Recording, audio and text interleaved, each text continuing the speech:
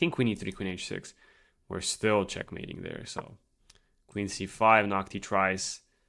Very hard to stop me, but how is this actually stopping? Yeah, queen h6. Hello everyone. By this point, you know who it is, but in case you don't, my name is Emil Stefanov, International Master, and in this video, we will be discussing weekly scenario number 11 in Noctie. Link is down in the description. Make sure to practice the position for yourself before going through the walkthrough. Now, let's get started. Alrighty, let's dive into this weekly scenario's position. What can we identify as really bad weaknesses for Noctie? Well, as we can see, Noctie has played e6 and g6, and Noctie doesn't have a dark square bishop. So, in this weekly scenario, we will be talking about the concept of weak squares, and as we can see, all of these squares are extremely weak due to the lack of a dark square bishop. Usually, when the opponent is lacking a dark square bishop, that means that we were able to trade it off for our own dark square bishop. But I guess in this scenario, somehow, opponent managed to take our light square bishop while we traded off for the dark square bishop. Kind of like a hanging bishop versus a hanging bishop. So this actually benefits us a lot. And with all these weaknesses, I believe this should be a walk in the park. All right.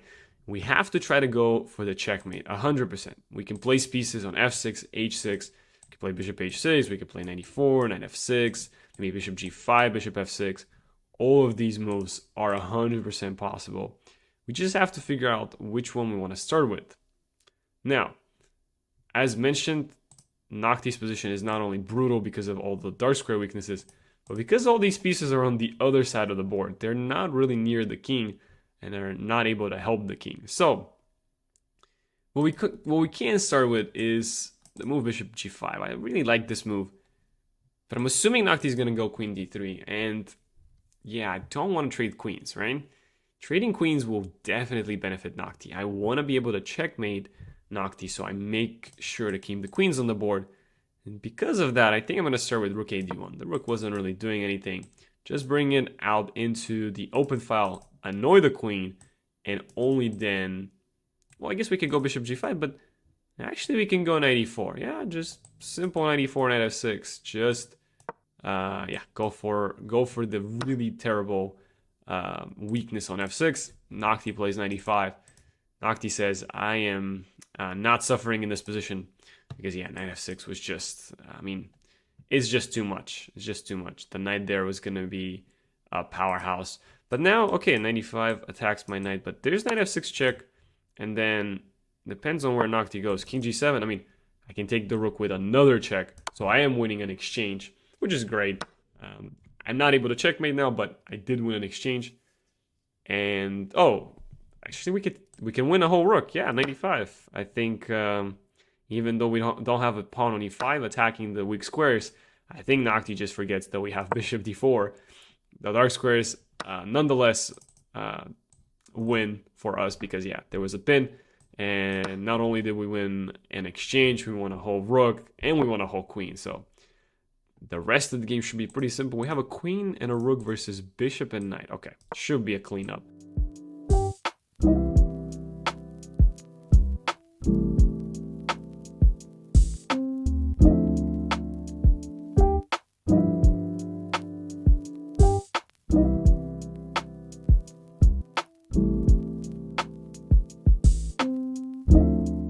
That's going to be it after queen f4. All right, let's go back in the starting position and figure out if there were other ways that we could have utilized the dark squares. Alrighty, we're back in the starting position, and remember in the first game we played rook a d1, which to me made the most sense because we prevent queen d3.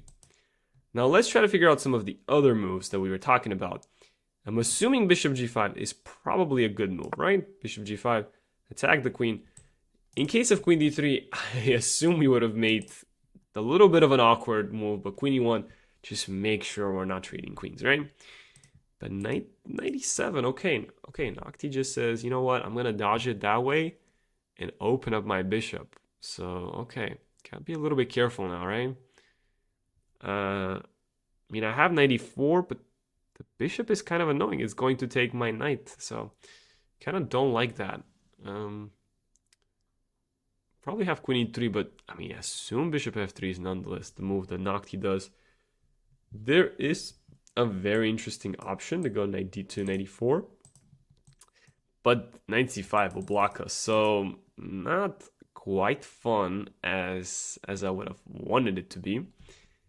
But let's see what we do. I'm sure we have plenty of ways to advance. I really just want to get to something like this, but it takes a while, right? It just takes a while. It's not that simple. I'm still drawn to rook a d1. Like, I think that's just still a very, very good move, a very useful move in my opinion, just to prevent the queen from getting to the d3 square at all costs.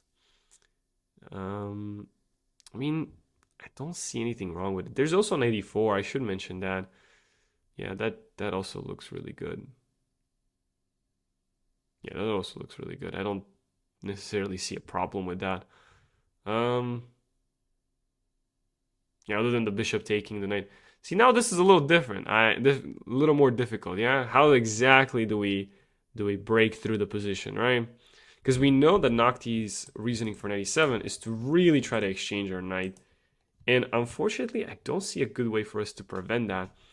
We could play knight d4 and just kind of pretend that, yeah, basically we don't care. We're going to play bishop f6, queen e3, queen h6 anyways. So that might actually be the strategy. And we're just going to go for it. Yeah, we're just going to go for it. Bishop f6. Just really go for it. Or, I mean, queen e3, knight d5. I guess that's why we don't want to really mess with that. So I'm assuming this has to be it, right? We're just absolutely going for the checkmate. Queen d5. Yes, please don't blunder checkmate ourselves. So let's go play f3. And how do you actually break this? I mean, how do you stop this? Knight d7. Okay, that's how you stop it, yeah? The bishop is very weak. But okay, it's not quite over there.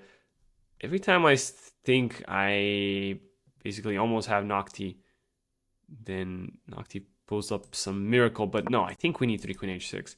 We're still checkmating there. So queen c5, Noctie tries. Very hard to stop me. But how is this actually stopping? Yeah, queen h6. I think we figure out how to do it.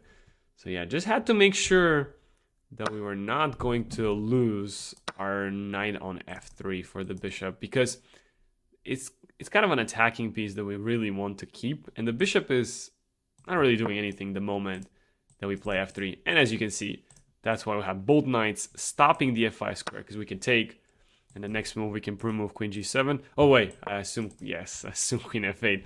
Don't pre-move in this sense. Let's see. I mean, many moves win. If we just wanted to, we could just go for the queen trade. I quite like knight e7, because after rook e7, we will take the queen and then take the rook. So yes, we will be up a whole rook. So there you go. Another way that we could try to really go through and blast the position on the dark squares. And of course, we will end up winning this game as well. If we go all the way back to the starting position, I think this moment was really crucial. Knight d4, or sorry, not the starting position, but this moment right here. I think this move was very crucial, because if I start setting up with bishop f6, as you can see, Noctie says this is a mistake. And it's because of this queen d3. Remember how I said this is a very annoying move. So we have to be very careful. If I go with knight e4, I mean, I like it, but as you can see, another mistake, because I think we simply don't have anybody stopping knight f5. See, this comes with tempo. I'm almost there, but not quite, because if I play bishop f6, there's knight f5. And how do I get my queen to h6? I can't. Could go queen f4 and try to kick this knight, but man, is it complicated, because yeah, knight d3, just my queen keeps getting pestered, right? Queen g5, there's h6. I mean, I'm confident that we're still 100% in a much better situation, but yeah, like why go through all this trouble, right? I'm assuming it's queen g5, h6, queen d2, and then we play g4 and we get rid of the knight. But okay, this is a little more complex. No need to go all the way there. And then rook a d1 as the move that I liked, but even with leaving the bishop on e3, so this knight was still on c6. This seems like we should be able to checkmate, but yeah, somehow, I don't know, bishop f6, I kind of like this idea again, one more time, but as you can see, Noctie is just kind of not that excited, yeah? And then knight d5, always so close, always so far, yeah? Knight e4, knight c5. I mean, surely we are still winning, but it does get a little more complex. Maybe we can rook sack, but I think truly one of the easiest solutions is just to start with rook a d1. Just make sure there's no queen d3, no ways to trade the queens, and then do everything possible to utilize the dark squares. Good luck in your games. See you in the next one.